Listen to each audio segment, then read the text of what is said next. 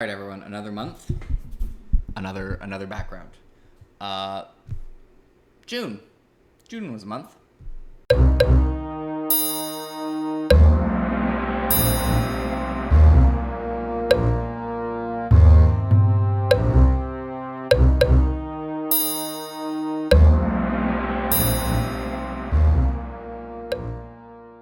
Okay, so I have a background with books again. I know all of you said you really liked the half-made bed and wall and are really disappointed that it's gone. But unfortunately, I just couldn't maintain that. It was too high maintenance. So June was a pretty good month, actually, in terms of books. I read 6 books, which these days that's a pretty good month for me. None of them were Actually, I say none of them were super long. One was a reread. Well, 2 were rereads, but one of the rereads is quite long. And I knocked out 2 books that have been on the TBR for a long time. The first of which was Children of Dune. So I really love Dune the novel, and then I wouldn't say I dislike Dune Messiah, but I'm pretty mixed on Dune Messiah. I think my score out of 10 was like a 5 point something. There's just a lot of pretty yikes. There's some yikes plot lines that are super why is this here?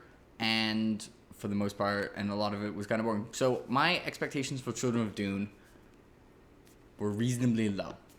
I feel like the perception is that of Dune, Dune Messiah, Children of Dune, and God Emperor of Dune, I feel like this would be consensus 4th. Maybe it would be consensus 3rd. It's hard to say. Maybe that's my perception is wrong. So it came to great surprise that I really enjoyed this novel, like quite a lot. I didn't like it more than Dune, but my enjoyment of it was much closer to Dune than it was to Children of Dune.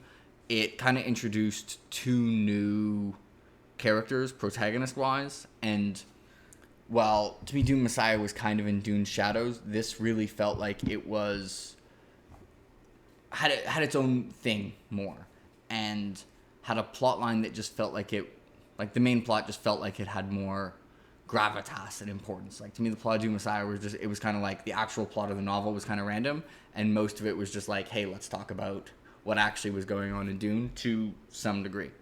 And I really liked both of the new protagonists. It was very strange what's going on with them, but I think I'm just willing to buy the premise. I'm like, all right, there's weird sci-fi stuff going on here, so they're not how normal people their age would be, one could say. It does get very weird.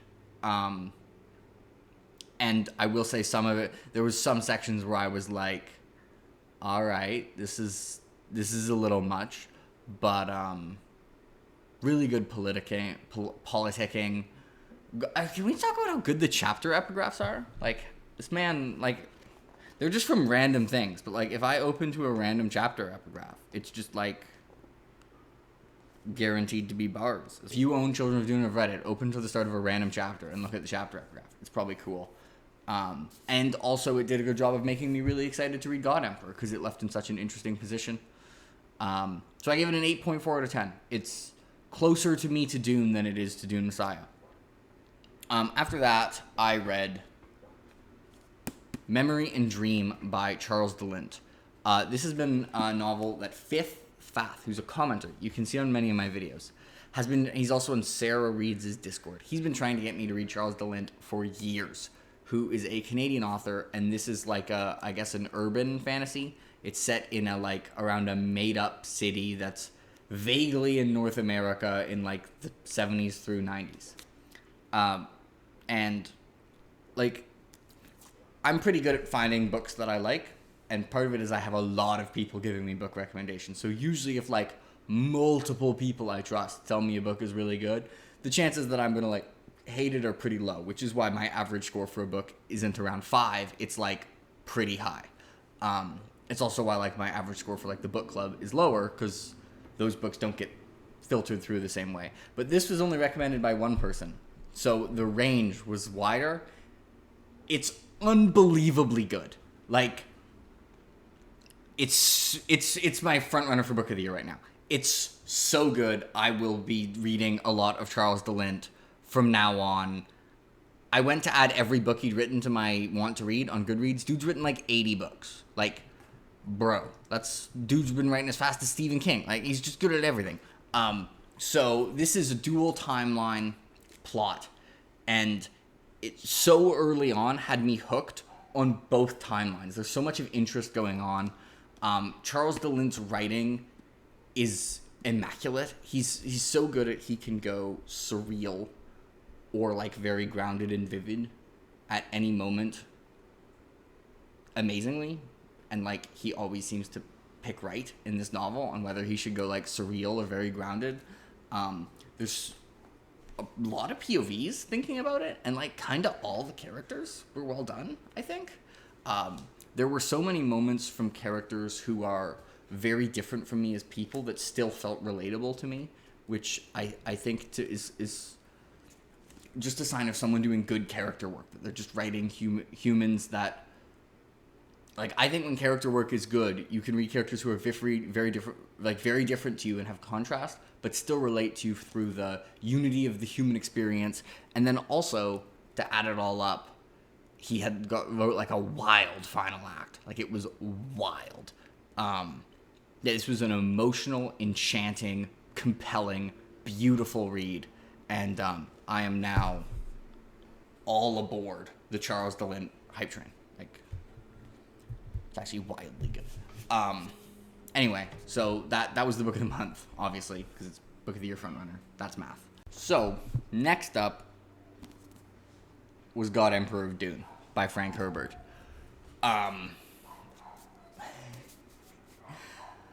So for those who saw my Goodreads review, I wrote 2 reviews for this book that seem to directly contradict each other. This book to me disproves the functionality of logic, because P and not P are both true. Because, like, individual scenes in this book, I can be like, premise A, this scene's genius, true. Premise 2, this scene's incredibly stupid, true. Like, I constantly, at the same time, I was thinking, like, this is conceived by someone who's a complete genius and is one of the most unique, thought-provoking books that you can read. And then at the same time, I'm just like, this is completely goddamn pointless. The entire book is just random-ass conversations between the God Emperor of Dune and, like, other people as he answers their questions with questions that are, like, vaguely connected to what they're talking about to show, like, to appear as if it's deep, but then maybe it actually is incredibly smart. So this is a 9.1 and a 2.5 out of 10 simultaneously. It's both. It's not like a 3-star. It's like a 5-star and like a 1.5 star at the same time. They're both really important. Yeah, I don't know what to think about this damn book. Like, it's the first book that really feels like... Oh, there's a dog in the background. I said, I wonder if we can hear that. That really feels separate from Dune and is, like, its own thing. Where Children of Dune and Dune Messiah are, like, this is about the sequels to Dune the book. Where God Emperor makes you feel like, hey, those 3 books are the prequel to God Emperor. Whether that's a good thing or not, who bloody knows. And then my audio reread was The Blade Itself by Mr. Joe Abercrombie. I have obviously read The Blade. It's a reread. But I read it a while ago. I would have read it in 2020, COVID year. And I would just like to say, so there's a scene in John Wick 2. It's near the start, and there's the Russian guy, and he's talking to the other Russian guy about, like, John Wick. And one Russian guy's like, whatever, it's one guy, like... And the guy's like, if anything, I'm sorry to all the Russians out here for the Russian accent I'm about to do. I just like to apologize beforehand. To quote Ragnar Lothbrok from the show Vikings, I'd like to apologize not for what I have done, but for what I'm about to do. I can assure you, if anything, the stories of this man have been watered down. This is how I feel about Stephen Pacey. Where I'm like, somehow everyone just tells me how great Stephen Pacey is, And it's like, I'm like, how good can he be? Like, every audiobook I've ever read, I've been like, even the people where I'm like, that person's objectively good at narrating, I've liked it less than when I read the book. And I was like, yeah, whatever. I'm sure he's good. Stephen Pacey gets a 10 out of 10. I think this is the only book I've ever read. I think I might like it more on audio. Like, no other book is even close to me being able to say that. The other books were, like, an audio is a success if I, liked it vaguely in a similar realm of how much I liked it reading it with my brain. He's so good at dialogue. His internal monologues, like every time Logan goes, I'm still alive, it hits different. His Glocta is incredible. His Frost. The only character he couldn't make amazing was Pharaoh, but that's not his fault. That's because Pharaoh's incredibly boring and annoying, and he just made her vividly boring and annoying, which she already was in the book. But that's not his fault. He made Pharaoh more Pharaoh. Pharaoh just sucks. Also, Pharaoh's the reason this book doesn't get 9 out of 10. Joe Abercrombie has written some amazing female characters. Pharaoh is just like, I see some people say like, Pharaoh's not a bad character. She's just not interesting, like, compared to the other First Law characters, with the true implication that because the other first characters are like amazing. I think I'm even higher. I think Stephen Pacey improves Logan the most for me. Glocta was already my favorite. I think on this I like Logan about as much as I like Glocta, but it's kind of Logan's book. But there's such unique, like, good concepts for characters as well as in execution. So anyway, I'm going to double back to crapping on Pharaoh in a second. But I was reading this and the next book at the same time, and they're two authors who I think of as maybe my second favorite character writer behind Robin Hobb. And I think one difference is, like, the concepts for the characters are so unique, which just gives you such a different look and a different vibe compared to what you get for anything else. But anyway, Pharaoh isn't bad relative to the other characters. Pharaoh's just boring relative to, like, most books I read. And she was even more annoying on audio, which that's what I found for audio. Like, the more annoying characters are more annoying. But the rest of the cast is brilliant.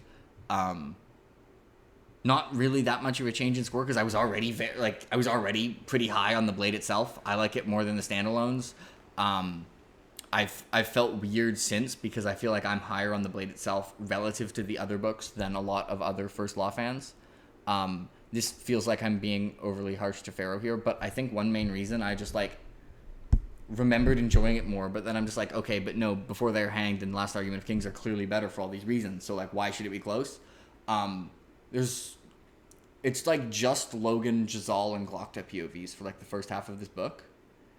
And just the tighter POV focus just means you have more time with the best three characters. So I still do think I like Before They're Hanged and The Last Argument of Kings more, but it's very close. And like this book kind of has a plot, but it doesn't have no plot in the way of like you read a chapter and you're like, well, nothing bloody happened in that. No, like things happen in the chapters. The way where it doesn't feel like it has a plot sometimes is it's kind of like, where is this going? But I know where it's going now, so actually the relative slowness of the plot doesn't end up being that much of an issue for me. And it wasn't that much of an issue for me the first time because just the micro level stuff was interesting and each chapter was just interesting on its own merits. So I didn't need those things to like combine to create something more interesting to the same degree. Also, something really interesting I noticed while reading this, because like this is obviously, it's considered almost like the standard of what grimdark is. Like if someone in our sphere thinks grimdark fantasy, you think the First Law. And sometimes people read the First Law and go like, hey, it's not that dark. Like it's not relative to some other book. Like, people would like Malazan, and it's like, look at all this like crazily horrible stuff that happens in Malazan. Like First Law is not as dark as Malazan or like the Dandelion Dynasty or like a lot of other series. Like in terms of how bad the events are, like, is it darker than the Live Ship Traders? But yet, like, that's true. But when I read First Law, I'm like, this bums me out about, like, this feels like grimdark, and the others don't. Also, hilarious book. Like, I think Joe Abercrombie gets funnier and funnier as he goes, but this book is hilarious. But I think I have an example to those who are not sold that this is more grimdark than those on why. And this is my example. Nothing in this book, with the possible exception of Artie West in Jazal's POV, but nothing else from any of the 6 POVs is ever described as beautiful. Like, no one ever gets to, like, a lake that, you know, you've been vacation, you've seen lakes. Usually you see lakes are, like, quite picturesque. Forests, quite picturesque. You get to, like, artwork in a city, or, like, this statue that's been handcrafted from marble. It's, like, you know, in life, I think, and in other fiction, like, that would be described as, like, this, like, beautiful piece of artwork or nature. And everything is ironic. Like, nothing is sincerely beautiful. There's no sincere beauty in the first law. Like, if they see a statue, it's not like, wow, like the craftsmanship, like it's the way it, like, the marble reflects. It's like, the dude who that statue of has gained a few pounds since then. Even I think Artie, who I think Jazal thinks of Artie as beautiful, is kind of narratively ironic, because the read I think we're supposed to get while reading it is, like, how, like, delusional Jazal is being about things, and how in his head he is. Not delusional, but how, like, in his own head he is, and how conflicted, how he's totally unable to realize that he might, like, actually care for someone, because it's so foreign to him. And, like, I think on one scene you don't notice it, but when you start noticing it, it just, like, it adds up, and it just makes the world feel more empty and hopeless, which is why I think it's considered grimdark. Not because, like, well, that there are obviously other factors, but I think maybe that more than anything, more than, like, you know, you're following characters who are bad people. Lots of books follow characters who are bad people. Bad things happen. Lots of books have bad things happen. Like, The Final Empire, which I'm pointing at because it's up here, but you guys can't see that, is probably a worse place to live than the Union. But, like, this is grimdark, and Mistborn isn't. And Vin has been through, like, worse things than, like, all the characters in here other than Glokta. And, like, but, like, that's not what makes this grimdark, and Mistborn isn't. Anyway, that's my theory. That's my theory on one of the things that makes this feel like it's clearly grimdark. And, like, the Dandelion Dynasty, Farseer, most other... Like, it actually... The contrast was even greater, because I started the Lion's Hour song on audio right after this. And, Kay, obviously, I think he emphasizes the beauty in the world. Also, the horrible things in the world. More. And I'd like to just make sure before, like, people get mad at me, I'm not saying this is a criticism of the first law. This is a clear stylistic choice. It's probably one that, in terms of personal preference, makes it unlikely that a Joe Abercrombie book will ever contend for my favorite of all time, even though I think he's an exceptionally skilled author. And especially because I think he's an exceptionally skilled author who's kind of improved on all of his weaknesses since he wrote The Blade itself, and arguably gotten even better at his strengths. But I just think there's aspects of the world, like, I think it'd go the other way. If someone was, like, only focusing on all the good aspects of the world and humanity, I'd be like, well, this isn't what, like, that's not as interesting. I think almost all my favorite authors, like, all my favorite books have aspects that show both the horror and the beauty of the human experience. And I think Joe Abercrombie isn't interested in the beautiful like, triumphant moments are ironic. Anyway, I talked a long time about The Blade itself there. I also reread A Clash of Kings. But, because I'm basically trolling Kyle here, which I'm trolling the rest of you by accident. But I'm going to do a live show on Clash of Kings. And so I'm going to keep what I thought mysterious. This is the third time I've read Clash of Kings. The first time I read it, I was 14. Mom got me the book for Christmas, not knowing. Mom, if you're hearing this, don't worry. You're a good parent. It's fine. Like, I was fine that I read it at 14. Then the show came on, and she was like, "Oh my God, that's the book I got." She's a very good parent. But I've forgotten a lot in this book. It's gonna be funny when I get to Feast for Crows and Dance of Dragons, because, oh boy, I've forgotten those books. But there's going to be a live show with this, with Kyle and now Laura, the Fantasy Awash. And I think her husband might randomly show up so he doesn't get locked in the basement because he's read Clash of Kings as well. I'm going to keep adding people. Probably get like Bookborn and Jimmy for like Storm and Feast. And by the time we get to dance, it's like 6 people. Sounds like a fun time. And then I also read The Jasmine Throne by Tasha Suri, I think. I'm sorry if I said your name wrong. It's the only book I don't have here physically. Yeah, Tasha Suri. Because I read it on my Kobo. That was the book club book. That is a book that would not have been on my radar, so it's kind of nice to get something that would have been, like, came out of nowhere. It was pretty good. Also, 8.7 for Blade Stuff. It was pretty good. It was like a solid 3 stars, but like 3 point on the higher end. I think I ended up giving it like a 6.7 out of 10. I think it had more POVs than it needed to have. Mostly it was pretty good though. Really interesting world. It has like almost body horror elements of magic with like a disease where like trees grow in people, and it's like kind of weird and like pretty cool though. And I thought the 2 main characters were pretty interesting. And like their arc and development was pretty good. I think it has too many POVs where I don't think Tasha Suri is like super efficient at characterization.